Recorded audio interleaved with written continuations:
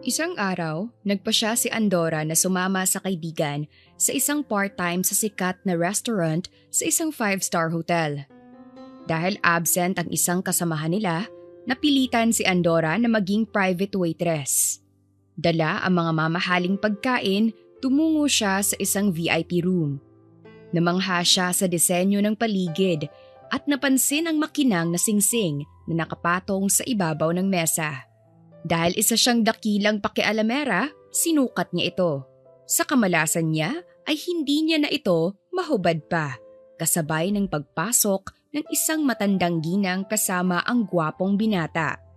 Sa isang iglap, naging instant bride tuloy siya ng bilyonaryo.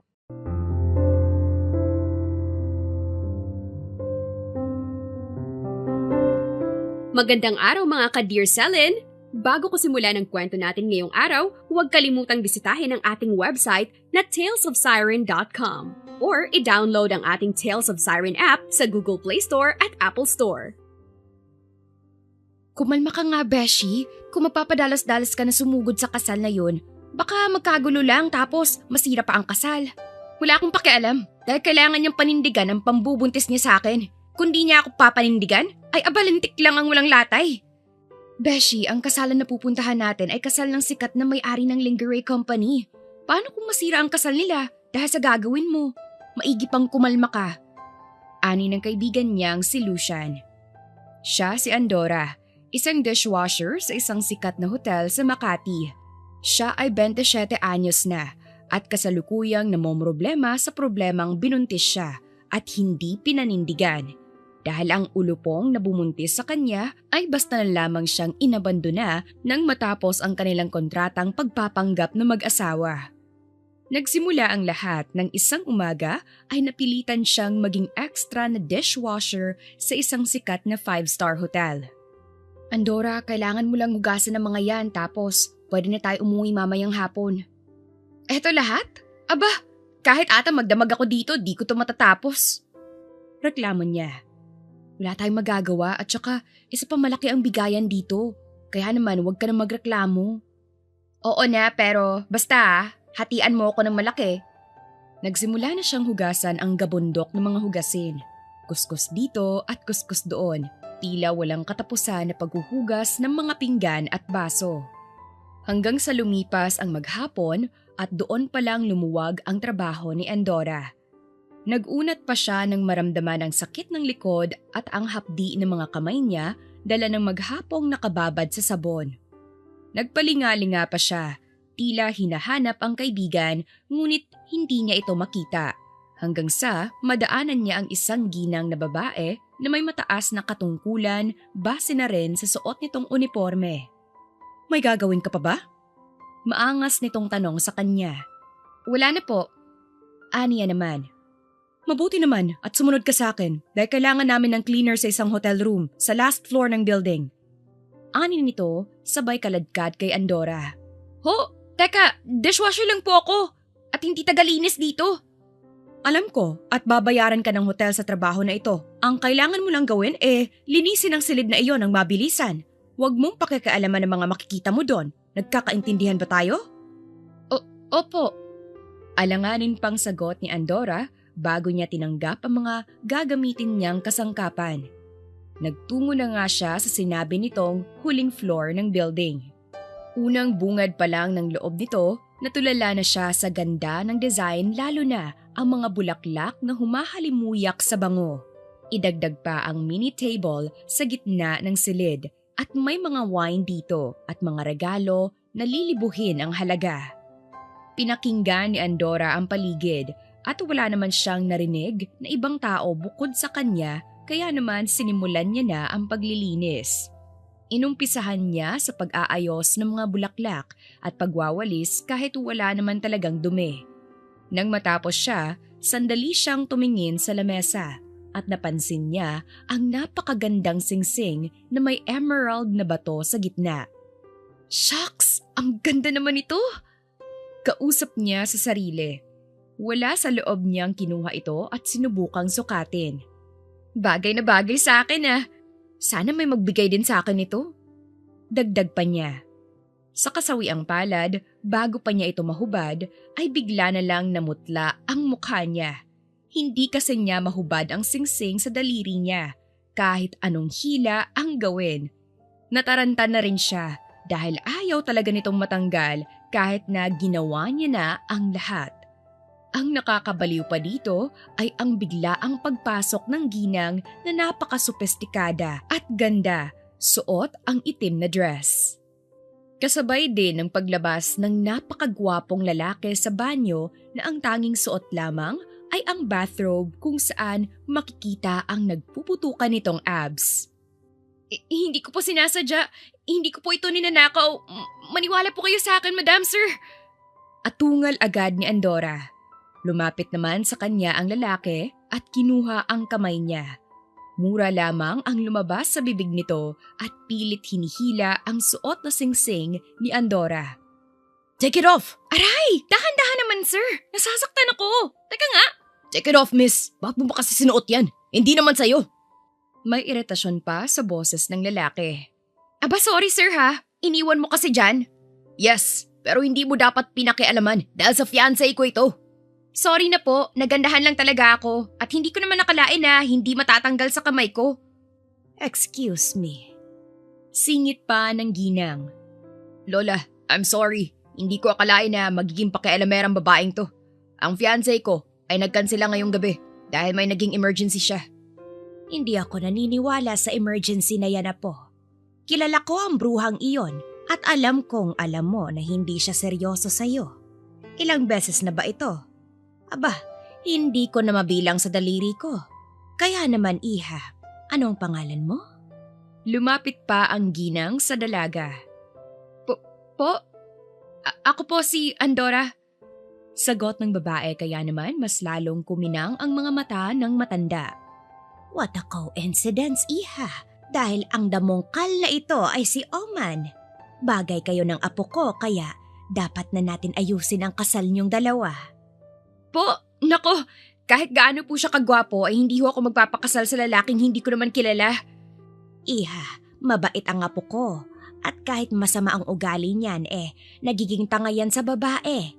Kaya naman sabihin mo sa akin nasaan ang mga magulang mo. Para naman maplanuhan na natin ang kasal.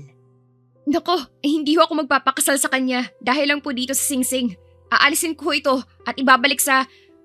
Hindi natuloy ni Andorra ang sasabihin nang bigla na lamang mahilo ang matanda.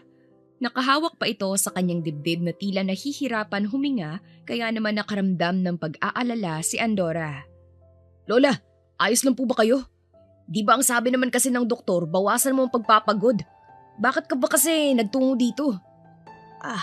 Ang ulo ko, ang puso ko, nahihirapan akong huminga, Oman. Hindi ko na ata makikita ang magiging apo ko sa iyo. Pagdadrama pa nito, nataas naman ni Andorra ang kilay niya dahil nakikita niya na nagpapanggap lamang ang matanda. Subalit kaysa makialam siya sa maglola ay pinili niyang alisin ang singsing ngunit hindi na talaga kaya. Nasasaktan na rin siya at namumula ang daliri niya. Apo, gusto ko pang makita ang apo ko sa iyo. Kaya naman, magpakasal na kayo sa lalong madaling panahon. Pero hindi ko siya kilala, kaya paano ko siya pakakasalan? Maniwala ka sa akin, Apo, dahil nararamdaman ko na mabuti siyang babae. Lola naman. Please, maniwala ka sa akin. Hindi pa ako nagkamali kahit kailan, Apo. At alam mo yan, kaya naman pakinggan mo ko. Marry this woman, Apo. Alam kong siyang para sa'yo at hindi ang bruha mong kasintahan. I don't like her for you, Apo. Ramdam ko nasasaktan ka lamang niya. Ani ng matanda. Huminga naman ng malalim si Oman bago inalalayan ang kanyang lola at iupo ito sa mahabang sofa. Tiningnan pa niya si Andorra na panay ang pilit sa pag-alis ng engagement ring sa daliri nito. Can we talk? Aniya. Sumang-ayon si Andorra at nagtungo sila sa veranda upang mag-usap ng masinsinan. Marry me. Wala nang kuskus balungos na sabi nito, kaya naman napaatras si Andorra. Marry you, sir? Utak mo ba ay ubo? Bakit naman kita pakakasalan? Hindi nga kita kilala. Tsaka sir, pwede naman ito alisin sa pamamagitan ng surgery. Huwag kang mag-alala at ibabalik ko ito. As you can see, gusto ko ng lola ko and she begged me to marry you. Kaya naman pakasalan mo na ako. 1 taon lang at babayaran kita ng 2 milyon. Ang kailangan mo lang gawin ay magpanggap. Iyon lang. 2 milyon? Sure ba yan? Dito eme lang? Yes. Patunayan mo muna kasi hindi ako naniniwala na babayaran mo ko para lang magpanggap na asawa mo. Sa panahon ngayon kahit gwapo manluloko na eh. Ani ni Andorra at nagsususpetsang tiningnan ang binata sa kanyang harapan kung nagsasabi ba ito ng totoo. Fine. Umalis ito pansamantala at nang bumalik may hawak na siyang tseke. May pinirmahan siya roon at nang mapunit sa tangan nito at saka ito inabot kay Andorra. Nag-alangan pa ang dalaga nung una ngunit kinuha pa rin niya ito at tiningnan. Nanlalaki ang mga mata niya habang binabasa ang nakasulat roon. 1 milyon? Tama ba itong nababasa ko? Babayaran mo talaga ako para lang magpanggap na asawa mo? Yes, pero matapos ang 1 taon, maghihiwalay tayo. Sige, basta maghihiwalay din. Pagpayag ni Andorra sa gusto ng lalaki. Nang gabi na iyon, naging masigla at masaya ang matanda. Inanunsyo pa nito ang magandang balita sa buong pamilya nila. Nakilala din ni Andorra ang pamilyang ito at isa lamang ang masasabi niya na hindi sila basta-basta. Nanliit siya na tila isang alikabok sa mansyon ng mga ito. Ngunit anong magagawa niya kung pumayag na siya sa kasunduan nilang dalawa? Hindi naging madali ang pagsasama nilang dalawa dahil madalas silang mag-away simula nang magsama sila sa iisang bubong.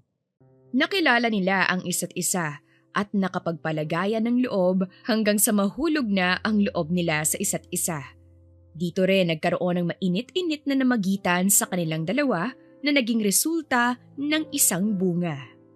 Hanggang ngayon, makalipas ang 5 buwan, hindi pa rin makapaniwala si Andorra na bigla na lamang nawala ang binata. Nang malaman niya kung saan ito, nabalitaan niya na ikakasal ito. Hindi siya makakapayag dahil sa batang nasa sinapupunan niya. Ngunit nagkakamali pala siya dahil ang ikakasal ay ang kaibigan nito at hindi ang mismong binata.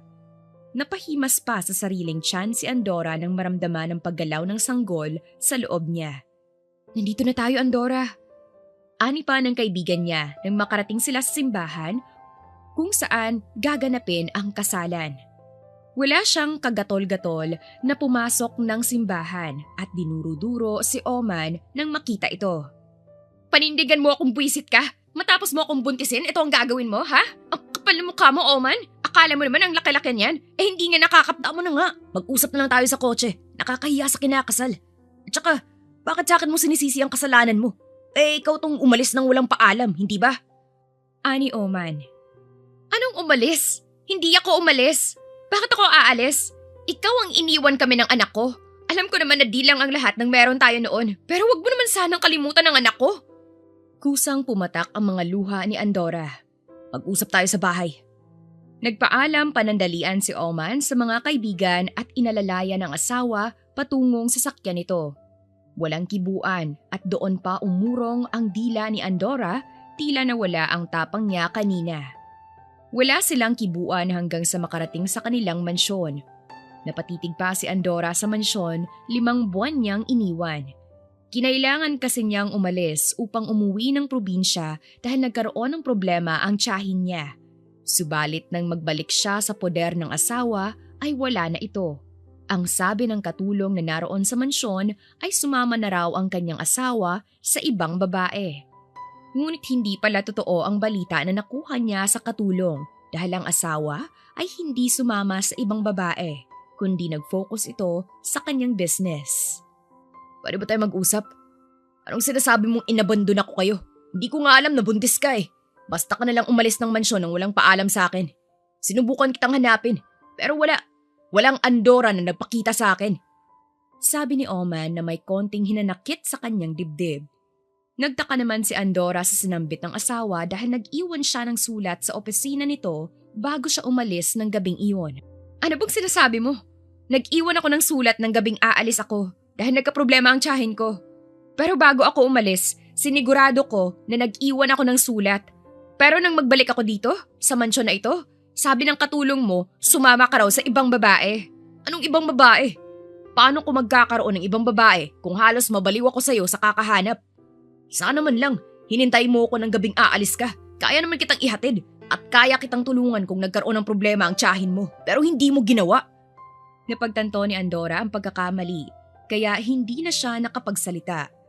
Naluha na lamang siya dahil 5 buwan nang lumipas pagkatapos ay misunderstanding lamang pala ang lahat. Hindi na siya muling kumibo at umupo na lamang sa mahabang sofa habang tahimik na lumuluha.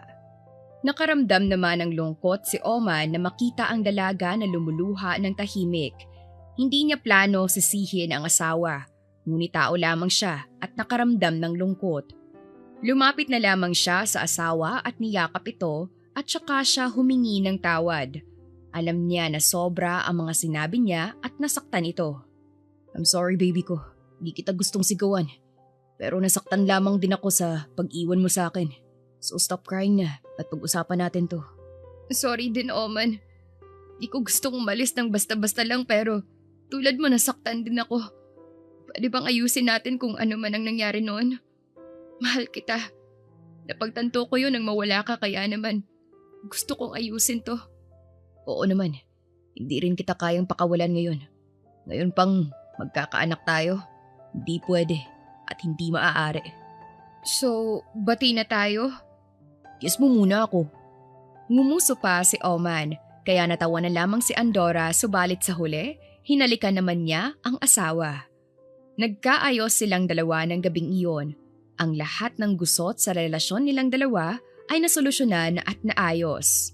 Tumira na rin muli si Andorra sa mansyon ni Oman at pumirme sa mansyon dahil nga sa buntis siya. Gusto man niya na magtrabaho ngunit hindi pumayag si Oman. Kaya naman inip na inip siya at walang magawa kundi antayin si Oman sa gabi. Ma'am, luto na po ang pagkain. Tawag ng katulong ni Andorra sa mansyon. May kalakihan kasi ang tiyan ni Andorra, kaya naman hirap siyang magkikilos at bumangon. Inalalayan pa siya ng katulong bago siya nakaupo sa ibabaw ng kama. Ngunit hindi pa siya tuluyang nakakapunta sa loob ng kusina nang maamoy niya ang nakakasulasok na amoy ng bawang. Nakaramdam siya ng matinding hilo na nagpapanik sa kasama niyang katulong kaya agad-agad itong tumakbo patungo sa telepono upang tawagan si Oman. Sa kabilang banda naman ay si Oman na nagdi-discuss about sa bagong proyekto ng kumpanya. Bigla na lamang naghihikaos ang kanyang sekretarya na pumasok sa conference room. Sir, ang asawa niyo po. Ani nito, kaya wala nang sabi-sabing lumapit sa sekretarya at hinablot ang cellphone. Iniwan ni Oman ang meeting niya at dali-daling nagtungo ng ospital kung saan dinala ang asawa. Naabutan niya ang kaibigan na si Denmark kasama ang asawa nito na nakatayo sa labas ng ER. Kumabog ang dibdib ni Oman nang makita ang mga ito roon kaya dali-dali siyang lumapit nang namumutla at nanginginig ang mga kamay. Anong nangyari sa kanya? Bakit siya hinimatay? Alam niyo ba ang dahilan? Sunod-sunod nitong tanong sa dalawa. Di namin alam. Dadalawin sana namin kayo kanina sa mansyon mo nang makita namin ang katulong mo na humihingi ng tulong. Antayin na lang natin na lumabas ang doktor niya, okay? Kalma ka lang. Alam ko magiging maayos ang asawa mo. Pagpapalakas ng loob ng asawa ni Denmark. Kalahating oras ang lumipas nang lumabas ang pamilyar na doktor sa ER. Nagulat pa si Oman nang makilala kung sino ito. Ito lamang ang first love niya noong bata pa siya. Maski ang doktor ay nagulat nang makita siya. May kinang pa sa mga mata nito ngunit hindi na lamang pinansin ni Oman dahil ang asawa niya ang mahalaga. Sino po ang asawa ng pasyente? Me. Ani ni Oman kahit na may gulat sa mata ng doktor ay hindi niya ito pinansin. Ang asawa mo ay okay lamang siya. May konting hilo siyang nararamdaman dala lamang ng pagbubuntis niya. Na-trigger lamang siya ng naamoy, nakain o kung ano man ang nagawa niya bago siya mahilo. Pero huwag kang mag-alala dahil maayos sila ng bata. Pwede mo na rin siyang silipin kapag inilipat na siya sa private room.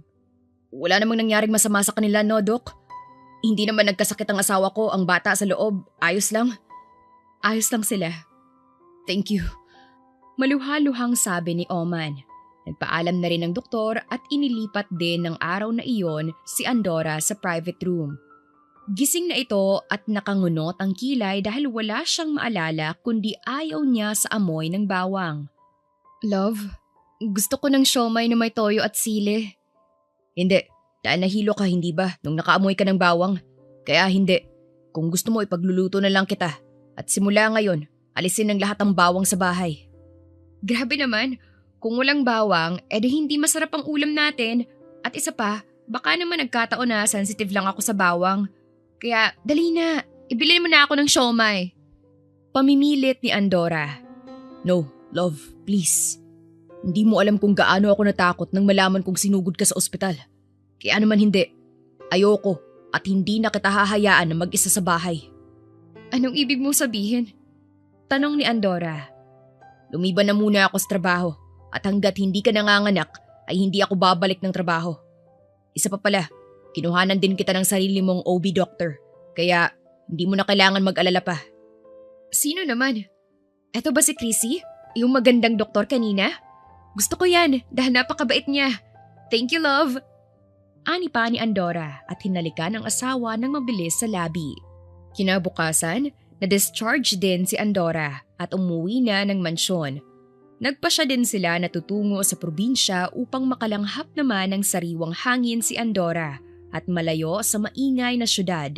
Isinama din nila ang doktora na si Chrissy na alangan noong una, ngunit dahil sa pamimilit ni Andorra ay sumama na rin ito. 8 oras din ang naging biyahe nilang tatlo bago nakarating sa probinsya. Paglabas pa lang ni Andorra sa kotse, nalanghap niya agad ang sariwang hangin na nagmumula sa bukirin. Yumakap pa sa kanya si Oman at hinalikan ang litaw niyang balikat. Nagustuhan mo ba? Oo naman, dahil ang ganda dito at mukhang masasarap din ang mga bunga ng mga punong tanim niyan. Tinuro pa niya ang mga mangga, santol at sampalok sa harapan nila. Nga pala, hindi mo ba tutulungan si Doc Chrissy na dalhin ang mga gamit niya? Mukhang nahihirapan siya oh. Aniya pa nang makita ang doktor na nahihirapan buhatin ang gamit nito. Hayaan mo na siya at kaya na niyang sarili niya. Sabi naman ni Oma na tila walang gana. Galit ka ba sa akin, love? O ayaw mo ba sa kanya? Pansin ko kasi na parang ayaw mo sa kanya eh. Di naman. Dahil ang focus ko lamang ay ikaw at wala nang iba. Tara na, ipapakilala kita sa mga tao rito sa hasyenda at ikukuha kita ng mangga mamaya na pwede mong meriendahin. Nakangiting sabi ni Oman. Ikaw mahal na mahal mo talaga ako no? Kaya naman mahal na mahal din kita eh. So tara na, gusto ko makilala ang ibang tao dito sa mansyon. Tawanan habang magkahawak ang mga kamay nila na nagtungo sa hasyenda. Ipinakilala ni Oman ang babae bilang asawa nito sa lahat. Hindi rin nabigyan ng pansin si Chrissy ngunit makikita sa mukha nito ang matinding inggit sa mga mata. Siya ang fiancé ni Oman na dapat papakasalan ng lalaki, ngunit mas pinili nito ang pangarap. Ilang taon silang nagmamahalan, ngunit natigil ng dahil sa aksidenteng nasuot ni Andorra ang singsing na suot. Simula din nang magkaroon ng nararamdaman si Oman kay Andorra ay tinapos din niya ang relasyon nila ng nasabing babae. Kaya hindi maalis sa doktorang si Chrissy ang galit na nararamdaman habang nakatingin sa dalawa. Dahil siya ang asawa sana ngayon, kundi lamang inagaw ni Andorra ang lalaki sa kanya. Lumipas ang 2 araw at naging masaya ang pananatili ni Andorra at Oman sa hasyenda. Mahimbing pa nga ang pagkakatulog ni Andorra na nakahiga ngayon sa malambot na kama. Nakatago ang hubad niyang katawan sa makapal na comforter habang si Oman ay nagkakape at nagbabasa ng dyaryo. Nawala lamang ang focus niya sa pagbabasa nang may biglang kumatok sa pintuan ng silid nila ng asawa. Tumayo siya at tumungo rito at bumungad sa kanya ang dalagitang apo ng kusinera nila. Kuya Oman, si Ate Chrissy po kasi natuklaw ng ahas sa maisan kaya kailangan niya po ng tulong niyo. Anito. Agad-agad naman nagtungo si Oman sa nasabing maisan at nakita niya ang dalaga na umiiyak. Tanga ng hita nito na may kagat nga ng ahas. Sa tabi nito ang ahas na patay na at walang ulo. Nakahinga siya ng maluwag na makita na hindi naman venomous ang ahas. Oman, tulungan mo ko. Tinuklaw ako ng ahas dito sa maisan niyo. Malayo sa bituka. At saka hindi naman siya nakakamatay. Kaya tumayo ka na dyan at baka akala nila ay sinaktan kita. Pwede mo bang sabihin sa akin kung bakit parang nagbago ka sa akin? Oman, nakakalimutan mo na ba kung sino ako? Ano ako sa buhay mo? Hindi ako basta-basta doktor dito ng babaeng pinalit mo sa akin. Asawa kong babaeng sinasabi mo, Chrissy. Kung ganon, hindi ba niya alam na ako ang dapat nasa kinatatayuan niya? Hindi ba? Ako dapat ang pinakasalan mo. Kundi lamang siya umepal. Bakit hindi mo sabihin sa kanya yon? Kung ano man ang nagawa kong mali sa'yo, humihingi ako ng tawad. Pero hindi na kailangan pang ipaalam sa asawa ko ang pagkakamali natin. Ikaw ang kinuha kong doktor dahil pinagkakatiwalaan kita. Isa pa, hindi ka sumipot ng gabing iyon, hindi ba? Okay na rin, dahil nakilala ko ang babaeng mamahalin pala ako ng sobra. Walang preno na sabi ni Oman sa babae. Pero mahal pa rin kita. Hindi pa rin kita makalimutan. Kung alam mo lang na nagsisisi ako na hindi ako sumipot ng gabing iyon. Pero hindi eh. Dahil miss na kita. Tapos na tayo, Chrissy. Maging mabuting doktor ka na lang sa asawa ko at wala tayong magiging problema. Please naman, Oman. Mahal na mahal talaga kita. Please, baka pwede pa natin tong ayusin. Hindi ko talaga kaya na makita ka sa ibang babae. Babaguhin ko ang lahat ng ayaw mo at magiging mabuting asawa ako. Sinubukan pang lumapit ni Chrissy kay Oman at hawakan ang mukha nito nang kusang umatras si Oman. Sunod-sunod naman ang patak ng mga luha ni Chrissy, ngunit walang makikitang awa sa mga mata ni Oman. Huminga na lamang ng malalim si Oman at kinalma ang sarili. Sorry, pero mahal ko talaga ang asawa ko ngayon at hindi ko siya kayang saktan. Kung ano man ang nakaraan natin noon, ay sana ibaon na lang natin sa limot. Iyon lamang ang sinabi ni Oman bago niya tuluyang iniwan ang luhaang si Chrissy. Hindi inalintana ang matatalim na tingin ng babae at ang galit nitong nararamdaman sa kanilang dalawa. Muling bumalik si Oman sa mansyon nang makita ang asawa na palingalinga suot ang puti niyang shirt. Napansin din ni Oman ang mga kalalakihan sa labas ng mansyon na titig sa asawa. Biglang umakyat sa ulo niya ang selos kaya natignan niya ng masama ang mga ito at lumapit sa asawa. Sino nga ba ang hindi matutulala sa asawa kung napakaganda nito, mabait at kahit na may kalakihan na ang tiyan ay sexy pa rin? Love, di ba ang sabi ko, huwag ka munang lalabas ng silid natin. Bakit ang tigas ng ulo mo ha? Gusto mo ba ako makasuntok ng ibang lalaki ha? Ano? Paano kasi wala ka sa tabi ko, kaya naman hinanap kita. Bakit naman? Nagugutom na ba ang prinsesa ko? Sabihin mo lang at ikukuha kita ng makakain mo. Gusto ko sanang makita si Doc Chrissy at papasama ako sa bayan para bumili ng durian. Ani ni Andora at nag-poppy eyes pa siya. Ayaw mo ba na ako ang sumama sa'yo, love? Baka kung ano ang mangyari sa'yo at sa baby natin. Ayaw. Gusto ko si Doc, kaya naman sabihan mo siya at magbibihis lamang ako. Wala nang nagawa pa si Oman kundi sundin ang asawa sa gusto nito. Nagtiwala na lamang siya sa asawa na walang mangyayaring masama sa kanila kahit na kinakabahan siya at hindi mapakali, ngunit pinilit lamang niya para sa ikaliligaya ng asawa. Samantala naman ay maligayang nakahawak si Andora sa babae na tahimik lamang at namumula ang mata. Hindi na siya nagtanong sa doktor marahil nag-away sila ng nobyo niya kaya ganon. Chrissy, gusto mo ba ng santol? Bibilhan kita. Maligaya pa nitong sabi sa babae. No thanks. Itong singkamas at saka bagoong. Masarap to, promise. Hindi ko gusto. Malamig pa rin itong sagot sa kanya. Itong mangga, sabihin mo lang kung anong gusto mo. Tanga ka ba? Sinabi na ngang wala akong gusto, hindi ba? Di na lang kaya ikaw ang kumain ng mga yan. Total, ikaw lang naman ang buntis. Galit na sigaw ni Chrissy kaya natahimik si Andora. Nagtatanong ang mga mata niya sa babae kaya naman napatingin siya rito. Anong problema? May nagawa ba akong mali? May problema ka ba? Pwede mo namang sabihin sa akin. Problema ko? Ikaw ang problema ko, Andora. Di ko nga alam kung bakit ako pang kinuha yung doktor eh. Nang iinsulto ba kayo ni Oman, ha? Hindi pa ba sapat na inagaw mo siya sa akin? Na pati ang mga to ay kailangan mo pang ipakita sa akin, ganun ba? Anong ibig mong sabihin? Hindi kita maintindihan. Ani ni Andora at sinubukang lapitan si Chrissy ngunit lumayo ito. Tanga ka ba? O hindi mo pa rin naiisip ang kagagahan na ginawa mo? Ako lang naman ang babaeng inagawan mo ng asawa, fiancé at nobyo. Kung di mo sinuot ang singsing na yan, tingin mo ba pakakasalan ka ni Oman? Hindi ka lang gaga eh. Nagpabuntis ka pa. Sigaw ni Chrissy na siyang nagbigay ng matinding gulat kay Andora. Ikaw ang kasintahan ni Oman noon? Hindi ba halata? Ano, masaya ba na makuha mo ang lalaki ng dahil sa kalandian mo, Andora? Akala ko mabait ka. At akala ko, porket anghel ang itsura mo, ay hindi ka tanga. Kinuha mo pa talaga ako bilang OB mo. Hindi ko alam. Tsaka hindi naman sa ano. Ano? Pangarap mo bang makaahon sa putik? Kaya pinilit mong pakasalan ka niya? Samantalang hindi mo inisip na heto ako, nagdurusa dahil sa ginawa mo.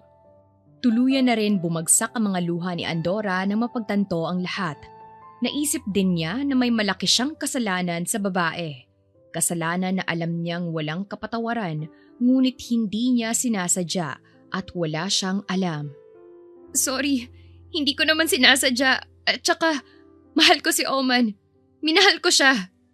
At mahal pa rin ako ni Oman. Ako lang ang mahal niya. Tingin mo ba, mamahalin ka niya agad-agad? Kaya please lang, kung may kapal ka pa ng mukha, iwanan mo na siya. Ibalik mo na sa akin si Oman, Andora. Nagsusumamo ako sa'yo na ibalik mo na siya sa akin dahil hindi ko na kaya. Nakaramdam ng takot si Andora sa gusto ng babae.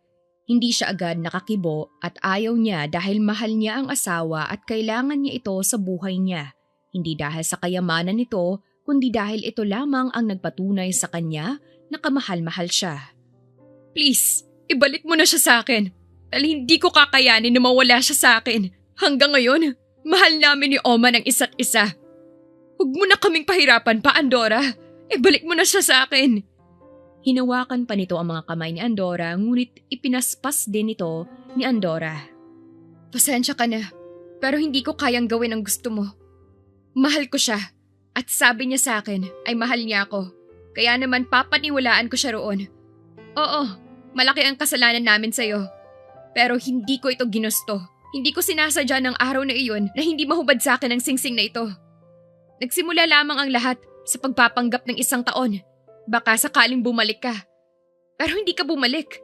Hindi mo kami maaaring sisihin kung ikaw naman ang nagkulang. Pasensya na kung nasaktan kita. Pero hindi ko kayang ibigay sa'yo ang asawa ko. Hindi siya laruan na pwede kong ibigay dahil lamang bumalik ka. Matigas na sabi ni Andora. Hindi ito nagustuhan ni Chrissy kaya sinubukan nitong hilahin ang buhok ng babae nang biglang may dumaan na tricycle sa kanila. Itinulak niya si Andora patungo roon kaya naman nakita na lamang niya ang babae na sumisigaw habang bumubuhos ang dugo sa mga hita nito. Sa kabilang banda naman ay si Oma na hindi mapakali dahil wala pa rin siyang balita sa asawa kung pauwi na ba ito o hindi. Hindi rin sinasagot ng asawa ang tawag niya kaya mas lalo siyang kinakabahan rito. Narito na rin ang mga kaibigan niya upang magbakasyon din sana at sorpresahin na rin upang may makasama ang asawa. Bakit kaya hindi ka maupo dito at kami nang nahihilo sa iyo Sabi ni Israel na pinapapak ang mga mangga na kinuha sa puno kanina. Paano ba naman kasi? Hindi pa rin tumatawag ang asawa niya at kasama ang ex ng gagong to. Ani naman ni Finland. Bakit naman magkasama ang ex mo at asawa mo? Nababaliw ka na ba? Alam ba ni Andora ang tungkol sa bagay nito? Dahil kung hindi, pare, patay ka. Ani naman ni Morocco. Di niya alam at wala siyang alam. Dahil natatakot ako na kapag nalaman niya ay magkaroon pa ng problema. Pero sasabihin ko, hindi lamang ngayon. Sira ulo, mas magagalit yun kapag nalaman niya sa huli. Mabuti pa ay sabihin mo na bago pa magkaroon ng leche. Ani naman ni Denmark. Muling nanahimik ang paligid ng magkakaibigan nang masulyapan nila si Chrissy na duguan at lumuluha. Mabilis na tumayo ang anim na magkakaibigan nang makita nila ito. Kinabahan si Oma nang masilayan ang luhaan at natatakot na mukha ng dating kasintahan. Nasaan ang asawa ko? Chrissy, nasaan si Andora? Tanong ni Oman. Sorry. Hindi ko sinasadya. Iyak nito at lumuhod pa sa harapan ni Oman. Nasaan ang asawa ko, Chrissy? Sabihin mo sa akin kung anong nangyari sa asawa ko. Galit na galit niyang sigaw sa mismong pagmumukha ng babae. Hindi na napansin ang mahigpit na hawak niya sa braso nito. Nasa ospital siya ngayon. Critical. Doon na gumuho ang mundo ni Oman. Wala na silang sinayang na oras at nagtungo na sa ospital kung saan dinala si Andorra. Lumuluha habang nagdarasal na sana ay walang masamang nangyari sa mag-ina niya dahil hindi niya mapapatawad ang sarili kapag may nangyaring masama sa dalawa. 3 araw na rin ang lumipas magmula ng aksidenteng iyon. Inilipat na rin si Andorra sa mas magandang ospital at hanggang ngayon ay tulog pa rin ang babae. Walang masamang nangyari sa anak nila, ngunit napuruhan naman ang asawa kaya hindi nila alam kung kailan ito gigising. 3 araw na rin, hindi natutulog at nakakauwi si Oman sa mansyon dahil ayaw niyang iwanan ang asawa. Pare, kami na kaya magbantay muna sa asawa mo. Hindi ka pa nagpapahinga eh. Kailangan mo rin maligo dahil nangangamoy sibuyas na ang silid ng asawa mo. Ani ni Finland upang pagaanin ang loob ng kaibigan, ngunit hindi ito kumibo. Di ko pwedeng iwanan ng asawa ko. Kailangan mo rin ayusin ang sarili mo pare. Gigising din si Andorra at mas magagalit siya kung pababayaan mo ang sarili mo. Doktor na rin ang nagsabi na ayos lang ang asawa mo, kaya safe na. Di mo ba ako naririnig? Di ko maiwan ang asawa ko. Dito lang ako. Kung gusto mo, ikaw maligo at huwag ako. Sigaw ni Oman sa kaibigan. Pare, concern lang kami sa'yo. Dahil baka ikaw naman ang ospital niyan. Paano na lang? Huwag mo na rin sana masamain ang sinasabi namin. Dahil walang may gusto sa nangyari. Gusto lang namin na ayusin mo ang sarili mo para naman may lakas ka at may makapitan ng asawa mo sa'yo. Dagdag pa ni Finland bago iniwan ang kaibigan. Nahilamos ni Oman ang sariling mukha bago niya binalingan ng tingin ang asawa. Napakaganda pa rin ito kahit natulog. Hindi na naman niya napigilan ang mga luha sa mata na pumatak. Love, gising ka na please. Marami pa tayong dapat na gawin at gusto ko pang ipaliwanag sa iyo ang lahat. Mahal, love, babe, gising ka na please lang. Pagsusumamo niya at paulit-ulit na hinalikan ang kamay nito hanggang sa bigla na lamang gumalaw ang daliri nito. Hanggang sa bumukas na ng tuluyan ang mga mata ng asawa. Nagsisigaw si Oman palabas ng hospital room upang magtawag ng doktor. Ngunit hindi maalis sa mukha niya ang galak ng dahil sa wakas nagising na ang asawa niya. Makalipas ang 3 oras simula nang magising si Andorra ay hindi nito kinikibo si Oman. Tulala lamang ito o paminsan-minsan ay kinakausap nito ang mga asawa ng mga kaibigan ng asawa. Love, pwede ba tayong mag-usap? Tanong ni Oman sa asawa nang makalabas na ang mga kaibigan nila. Pagod ako. Walang ganan namang sabi ni Andorra. Alam kong may mali ako. May problema sa atin kaya please, baka pwede natin itong pag-usapan. Oman please. Pagod ako at masakit ang ulo ko. Dahil ba ito kay Chrissy? Sorry love, hindi ko gustong itago sa iyo ang totoo. Patawarin mo ako please. Nakikiusap ako sa iyo na patawarin mo naman ako. Please. May mga pagkakataon naman, di ba? Pero pinili mo pa rin na huwag sabihin sa akin. Sa tingin mo ba, di ko maiintindihan yun? Doon ka nagkakamali. Dahil maiintindihan ko ang lahat ng sasabihin mo sa akin. Kaya nagtatampo ako na bakit umabot pa sa ganito. Sorry. Sorry love, please. Sorry. Gusto ko muna mapag-isa, Oman. Iwanan mo muna ako, please. Dahil hindi ko na alam ang iisipin ko. Wala nang nagawa si Oman kundi ang iwanan ang asawa. Hindi siya nagsawa na suyuin ito at dalhan ng paboritong bulaklak at hindi siya pinapansin. At hindi napagod si Oman na suyuin ang asawa hanggang sa makauwi na sila sa mansyon niya. Dito na rin nagsimula ang takot ni Oman na baka iwan siya nito kapag nalingat siya kaya naman halos hindi na ito matulog. Loka, anong nangyari sa asawa mo at bakit hindi ata kayo nagpapansinan? Di mo pa nakukwento sa akin kung ano bang nangyari sa inyong dalawa ha, simula nang magsama kayo. Mahabang kwento. Sa tingin ko kung ano man yung ginagawa mo sa asawa mo, itigil mo na Dahil ako nang naaawa sa kanya lalo na't mahal na mahal kanya.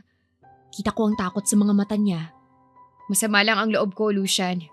Hindi naman pwede na hayaan ko yun, hindi ba? Kasi hindi talaga okay. Alam ko, pero loka, maiksi ang buhay at pwede niyong pag-usapan yun. Sa ginagawa mo, mas lalo lamang kayo masisiran yan. Kung ano man ang nagawa niya sa'yo, basta may paliwanag siya at nagsisisi siya at binago niya ang lahat, sapat na yun. Ani ng kaibigan. Nagtatampo ako, Lucian.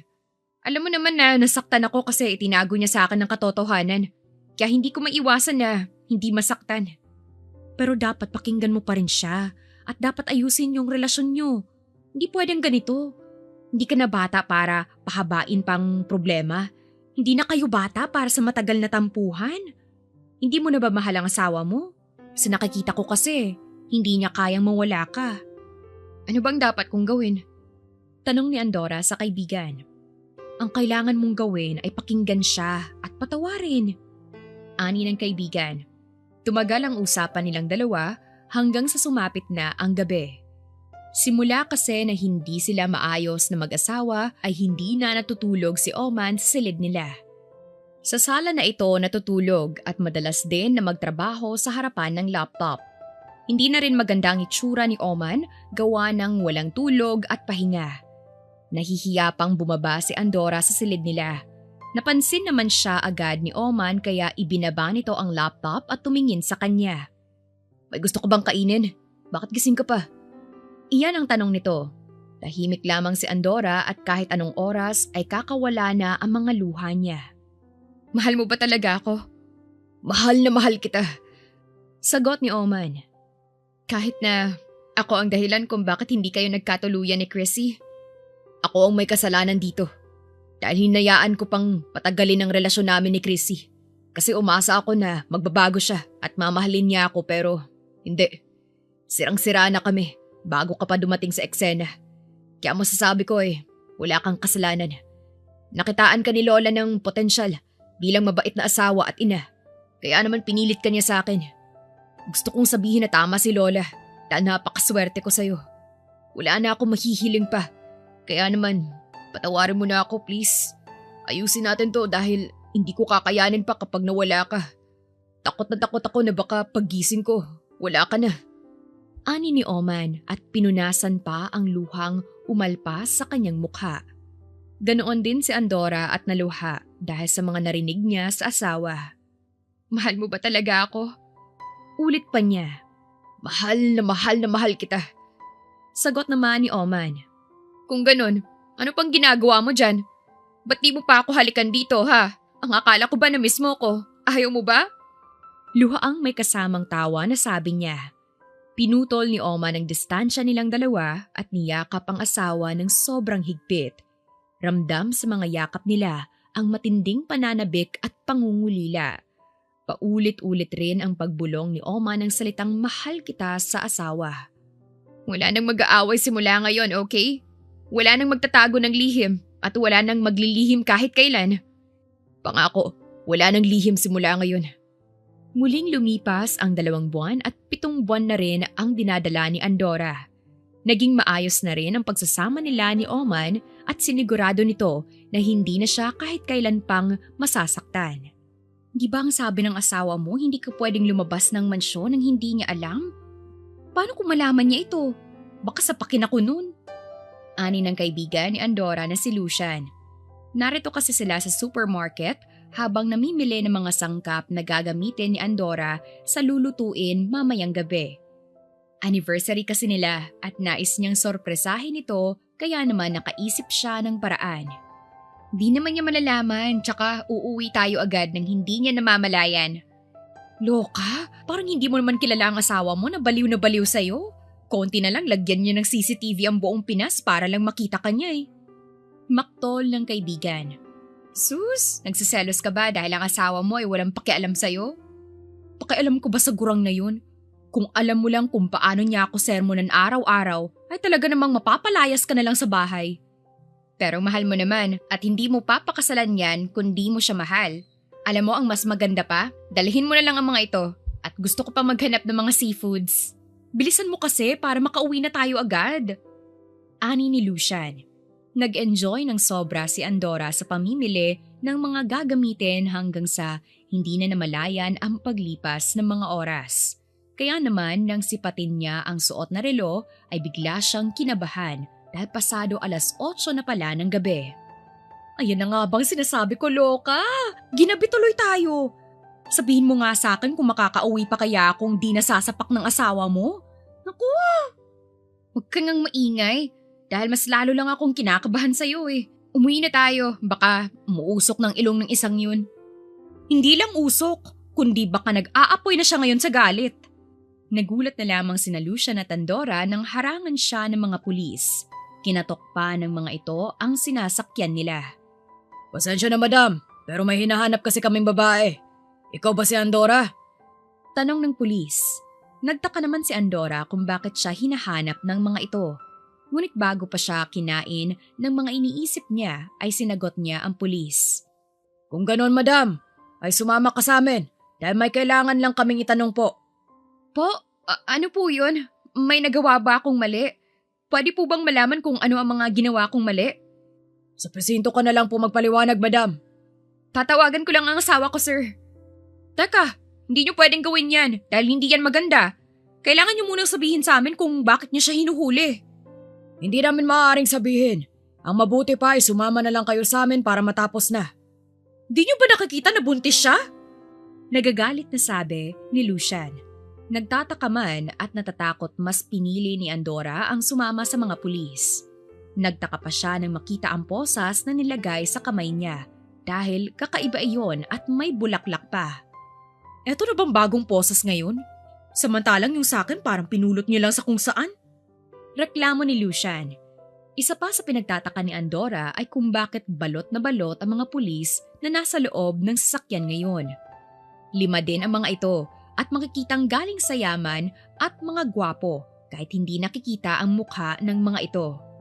Pwede niyo bang sabihin sa akin kung saan niyo kami dadalhin? Tanong pa niya ulit ngunit naging tikom ang bibig ng 5 pulis. Bingi ba kayo o ano? Saan niyo ba kami dadalhin? Hindi namin pwedeng sabihin madam dahil ayaw namin na masapak. Inabot ng 1 oras ang biyahe at dinala sila sa isang liblib na lugar. Teka! Ba't yun naman ako nilalagyan ng takip sa mata ngayon, ha? Papatayin niyo ba ako? Takot na sigaw ni Andorra nang piringan siya sa mata at alalayan siyang maglakad. Hindi sumagot ang pulis bagkos inalalayan pa rin siya nito patungo sa lugar na hindi niya alam. Umiiyak na rin siya at patuloy na tinatawag ang pangalan ng asawa. Hanggang sa ang katahimikan ay napalitan ng tugtog ng violin. Napakagandang kanta, ang paborito niyang kanta.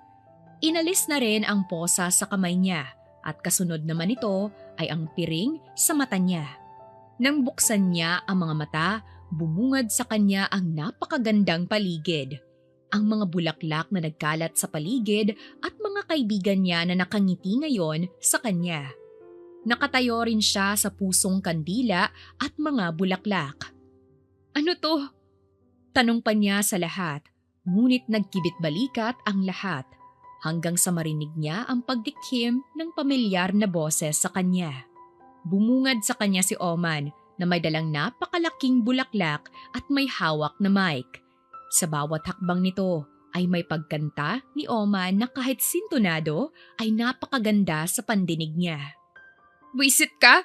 Ano naman tong pakulo mo na to, ha? Naiiyak na tanong ni Andorra nang tuluyan ng makalapit sa kanya si Oman. Di mo nagustuhan?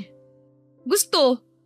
Pero hindi mo naman kailangan itong gawin kasi alam mo naman na masaya na ako na magkasama tayo, di ba? Gusto ko lang naman bigyan ka ng kasal na hindi mo malilimutan, love. Ani naman ni Oman. Tumahimik ang lahat. Katahimikan na nakakabingi. Binigay ng lahat ang pagkakataong ito para sa dalawa upang ipahayag ang tunay nilang nararamdaman. Mas lalong natutop ni Andorra ang bibig gamit ang kamay nang lumuhod sa harapan niya si Oman. Inilabas ang napakagandang singsing na ngayon lamang nakita ni Andorra. Love naman. Naiiyak pa niyang bulong. Andorra, my baby, my love, and my one and only. Gusto ko magpasalamat na ikaw ang babaeng binigay sa akin sa kabila ng lahat ng nagawa kong hindi maganda. Nag-umpisa tayo sa simula na magulo. Sabi ni Lola na ikaw na raw ang babaeng para sa akin. Pero hindi ako naniwala. Pero ngayon, naniniwala na ako na alam pala talaga nila ang makakabuti sa atin. Napakabait mo, napakaganda mo, napakabuti mong asawa, kaibigan, at ngayon, ina ng anak ko. Kaya naman, gusto kong magsimula tayong muli.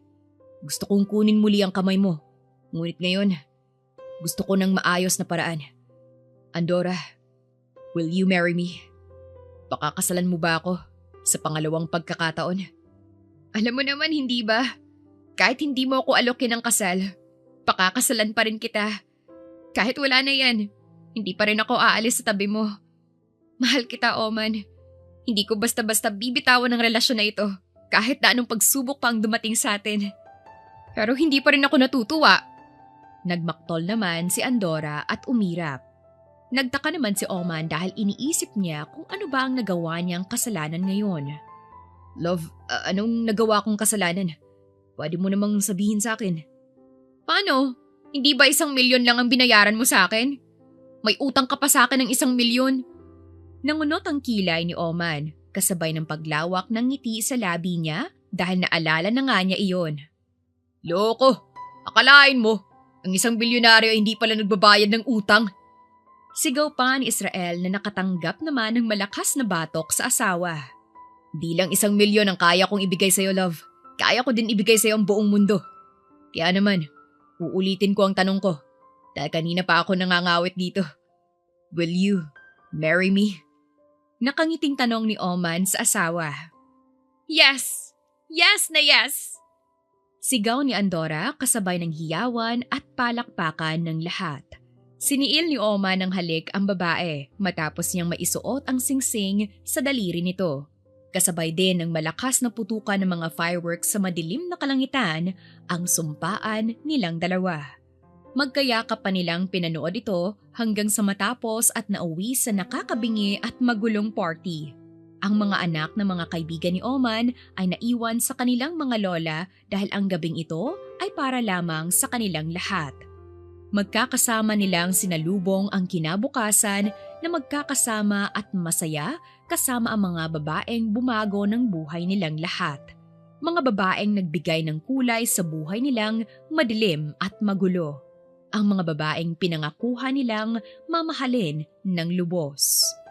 Matapos ang 2 buwan, nagpakasal muli si Oman at Andora. Buwan lang din ang pagitan ng isilang niya ang kanilang unang panganay na si London.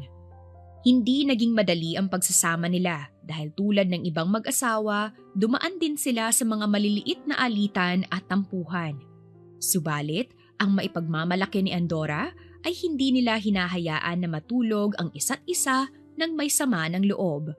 Pinag-uusapan nila ang mga problema upang hindi na ito lumaki pa at iyon ang itinuturo din nila sa anak nilang si London, ang maging mabuting bata. Hanggang sa 5 taon na ang lumipas at muling biniyayaan ng isa pang supling sina Oman at Andora. Ang anak nilang si London ay lumaking matigas ang ulo at pasaway kaya hindi rin nawala ng sakit ng ulo si Oman. Nasaan na naman ang anak natin, love? Kailangan ko siya makausap. Bakit? Anong nangyari? May nagawa bang masama ang anak natin? Di lang masama, kundi masamang masama dahil ang buwisit na yan nanuntok ng kaklase. Napasingha pa si Andora sa nalaman sa anak. Nanuntok? Sinabi ba ang dahilan kung bakit ginawa ng anak natin yon? Yun nga hindi makatarungan ng dahilan. Kaya naman tawagin mo ang anak natin at mag-uusap kami. Mainit ang ulo ni Oman, dala ng wala pang pahinga at tulog, ngunit pinatawag siya ng guro ng anak upang makausap sa ginawa ng anak nila.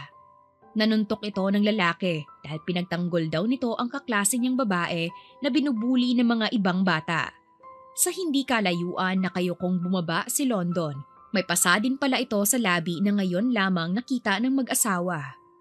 Kahit nahihirapan si Andora sa laki ng tiyan niya, pinilit niyang lumuhod upang mapantayan ang anak. Anak, sinong may gawa nito sa'yo? Bakit ka may sugat? Anak naman, bakit ka ba nakikipag-away? Mama, nauna po siya at hindi po ako dahil binubuli po nila si Kate. Anak, dapat sinumbong mo na lang sa guro mo ang mga ginawa nila. at hindi mo dinala sa kamay mo ang batas. Kaya naman sa susunod, hindi mo na dapat ito uulitin pa, okay?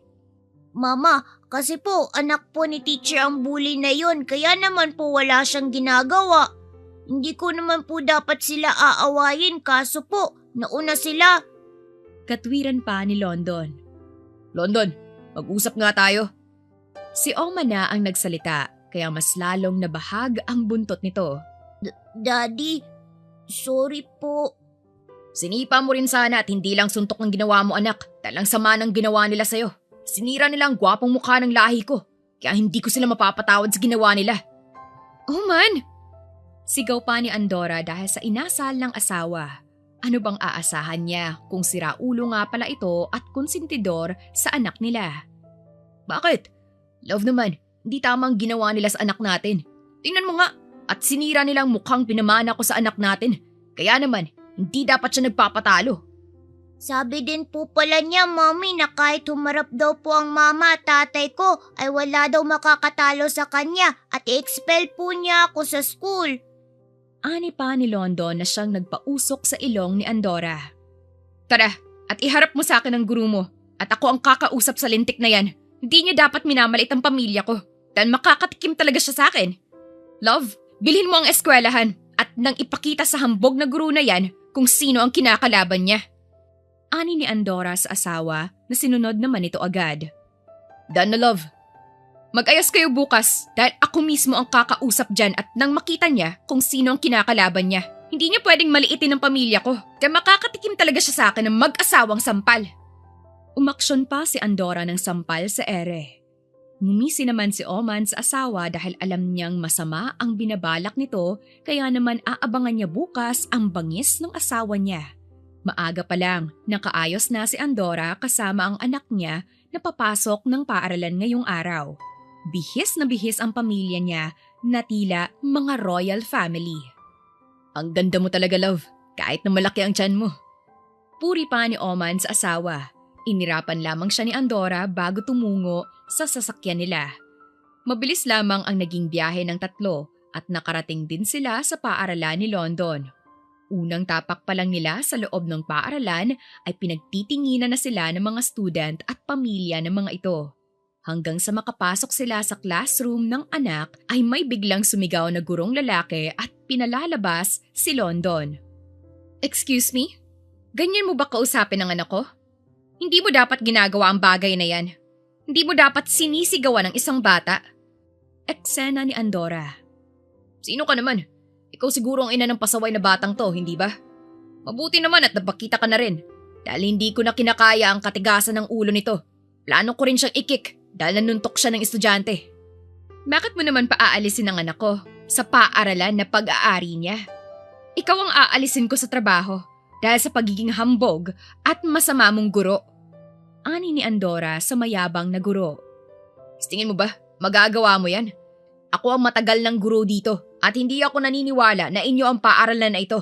Tsaka, anak nyo ang may mali. Kaya naman siya ang pagalitan nyo at huwag ako. Anong ginawa ng anak ko, ha? Hinahayaan mo ngang mabuli ng anak mo ang batang kaibigan niya. Kaya anong karapatan mong magsalita na para bang walang ginawang mali ang anak mo? Ang batang yun ay lumaki na walang ama at hindi sinungaling ang anak ko. Larong bata lamang yun, pero biglang nanuntok ang anak mo. Kaya siya dapat ang disiplinahin mo. Mukhang hindi yata yun naturo sa pamamahay nyo. Ngumisi pa ang guro kaya mas lalong nag-init ang ulo ni Andora. Ang kapal talaga ng mukha mo, no? Guro ka pa naman, pero ganito ang katwiran mo? Hindi ka dapat naging guro dahil wala silang matututunan na magandang asal mula sa'yo. Umalis ka rito bago pa ako mismo ang magpaalis sa'yo. Tingin mo ba, natatakot ako sa'yo? Hindi ako matatakot ng basta-basta. Kung ganun, siguro naman, sa akin matatakot ka na. Bigla naman pumasok si Oman sa loob ng classroom. Nagmistulang bansot ang nasabing guro nang makaharap si Oman. Namutla ito at hindi mapakali. Wala kang karapatan na sigawan ng asawa ko. Hindi ko nga sinisigawan yan, tapos sisigawan mo. Ang kapal na mukha mo. Sigaw ni Oman kaya mas lalong nasindak ang guro. Hindi ko siya gustong sigawan, pero tinatakot niya kasi ako eh. At saka, sino ba kayo? At basta-basta na lang kayong pumapasok dito. Di nyo ba alam na pananakot ang ginagawa nyo? Pagmamatigas ng guro. Sasagot pa sanang muli si Andorra nang matahimik silang lahat nang pumasok ang pamilyar na babae sa classroom at saka sinampal ang gurong nasa harapan nila. Dademanda kita sa paninira ng puri ng anak ko at pangbubuli ng anak mo sa anak ko! Sigaw nito. Gaganti sana ng sampal ang guro nang harangan nito ni Oman kaya hindi sinasadya na mapatingin ang babae sa lalaki. Nagkagulatan pa ang lahat nang makilala nila ang isa't isa. Oman? Ani ng babae at ang babaeng ito ay walang iba kundi si Chrissy. Kumpara noong huling makita nila ang babae ay sopistikada itong tingnan. Ngunit ngayon ay napakasimple ng suot. Tumanda din ito na tila stress at may pinagdadaanan. Nanlalaki pa ang mga mata nang mapatingin ito kay Andorra. Sorry, huwag niyo sana akong ipakulong dahil pinagbayaran ko na sa kulungan ang kasalanan kong nagawa sa iyo, Andorra. Hindi ako narito para ipakulong ka o ano. Pwede ba tayong mag-usap? Tanong ni Andorra. Nag-alangan pa si Chrissy noong una, ngunit pumayag na rin siya. Nagpaalam naman si Andorra sa asawa kahit na nag-aalala ang mukha nito, ngunit sa huli ay pumayag na rin siya. Tumungo sila sa garden ng paaralan, kung saan walang masyadong katao-tao at tahimik lamang. Kamusta ka na? Bakit parang namayat ka? Paninimula ni Andorra. Huwag ka nang magpanggap na parang wala akong nagawang kasalanan sa'yo noon. Alam kong galit ka sa akin. Alam kong malaki ang kasalanan ko. Kaya patawarin mo ako, Andorra. Hindi ko sinasadya na masaktan ka ng araw na yun. Sinigurado ko na pinagbayaran ko sa kulungan ang kasalanan ko. Kulungan? Anong ibig mong sabihin? Nakulong ka? Pinakulong ka ba ni Oman? Umiling naman si Chrissy. Bilang sagot ng araw na iyon, kusang sumuko si Chrissy sa mga pulis at inamin ang nagawang kasalanan. Kinasuhan siya at ikinulong ng attempted murder kaya naman nakulong siya ng 2 taon lamang. Ngunit sa pagkakakulong niya doon, nagbago ang buhay niya. Nawalan din siya ng lisensya bilang doktor kaya naman nang makalabas siya ng kulungan ng buntis, halos gumapang siya sa hirap. Kailangan ko pagbayaran ang nagawa ko sa iyo at hindi ako masaya. Nagsisisi ako sa nagawa ko noon sa'yo. Patawarin mo ako, Andorra. Sana mapatawad mo ko. Lumuhod pa ito sa harapan ni Andorra ngunit pinatayo niya rin ito. Makinig ka sa akin, Chrissy. Matagal na kitang napatawad. Matagal na at gusto kong sabihin na huwag ka nang mabuhay sa guilt dahil matagal nang tapos yun. Masaya ako at kasama namin ang anak namin na si London kaya ayos na yun. Nakita ko rin na may anak ka na palang babae. Tumawa pa ng pagak si Andorra. Ako nga dapat ang humingi ng tawad sa iyo dahil hindi ba nasaktan kita? Nasaktan ka namin at saka hindi ba parang inagaw ko si Oman sa iyo? Kaya pasensya ka na. Umiling naman si Chrissy at hinawakan ang kamay ni Andorra. Wala kang inagaw sa akin dahil hindi na maganda ang relasyon namin ni Oman noon. Sa'yo ko lang siya nakitang sumaya ng husto. Samantalang noong ako, hindi ko siya nakitaan ng kakaiba. Mahal ka niya at kung ano man ang nangyari noon, sana kalimutan na natin. Salamat, Chrissy. Pero may anak ka na? Salamat. Maraming salamat. At oo, siya ang panganay kong anak, si L'Oreal. Nasaan palang daddy niya? Tanong pa ni Andorra, ngunit pait lamang ang dumaan sa mga mata ni Chrissy. Hindi na muling nagtanong pa si Andorra at nagkwentuhan na lamang sila ng mga bagay-bagay nang biglang nakarinig sila ng sigawan. Agad na tumakbo si Chrissy sa nagkukumpulang mga tao at ganoon na lamang ang pagkagulat nang makita ang anak na nagdurugo ang ilong at wala ng malay. Binuhat ito ni Oman at dinala ito sa loob ng sasakyan. Napahagulgol ng husto si Chrissy dahil sa kanyang anak. Ano nangyari ba? Bakit nagkaganito? Tanong pa ni Andorra sa asawa. Pinaliwanag naman ni Oman ang nangyari hanggang sa nakarating sila sa ospital. Dinala ang bata sa ER dahil hindi maganda ang lagay nito. Iyak naman ang iyak si Chrissy dahil hindi niya alam ang gagawin. Mas lalo lang nanlumo nang malamang may leukemia pala ang bata at kailangan nito ng bone marrow ngunit walang makitang match. Hindi mo ba alam kung nasaan ang ama ng bata? Baka siya ang mag-match dito. Hindi ko alam kung nasaan ang ama ng anak ko at hindi ko alam kung nasaan ang iba ko pang mga anak, Andorra. Masama akong tao dahil nagawa kong ipamigay ang 3 ko pang anak dahil hindi ko sila kayang buhayin.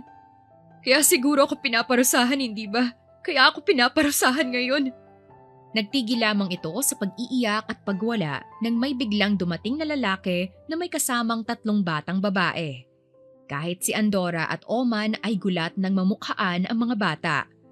Chrissy, nasaan ang anak ko? Malakas nitong sigaw. Damon, anong ginagawa mo dito? Sino sila? Hi po, Mama! Mama ko! Mommy ko! Sabi naman ng mga bata at tumakbo patungo kay Chrissy. Tulala lamang si Chrissy at naghahanap ng sagot, ngunit lumapit ang binata sa doktor. Dinala siya ng mga ito sa isang room upang kuhanan ng sample kung magmamatch sila ng bata. Sa awa ng Diyos ay match sila nito kaya agad din ginawa ang operasyon. Naroon lamang si Oman at Andorra at saksi sa pag-aayos ng nagulong pamilya ni Chrissy at ng lalaking si Damon. Tulala at hindi pa rin makapaniwala si Andorra sa nalaman. Luhaan pa rin siya hanggang makasakay ng sasakyan. Love naman, tama na iyang iyak mo at nakakaapekto yun sa bata. Masaya kasi ako dahil kahit gaano kagulo ang mundo ni Chrissy, naging mabait pa rin sa kanya ang Diyos. Pinagtagpo silang magpapamilya. Tama ka, at kailangan na nating umuwi at gabi na. Hayaan na natin silang dalawa. Miss na kita at gusto nang masolo ka. Kumindat pa si Oman. Loko, ang laki-laki na ng tiyan ko, kaya tigilan mo ako sa kalokohan mong yan. Umuwi na nga tayo nang makapaglaba at luto ka na. Tatawa-tawa pang sabi ni Andorra kaya naman napasimangot si Oman. Nilisan nila ang ospital ng masaya at magaan na ang loob. Ito pala ang nagpapabigat sa buhay ni Andorra. Ngunit simula nang makausap niya si Chrissy at naging maayos na ang buhay nito, tila nawalan siya ng nakaturok na kutsilyo sa dibdib niya. Sa huli, umuwi sila ni Oman ng masaya at nagbabangayan na hindi talaga mawala sa pagsasama nilang mag-asawa. Wakas.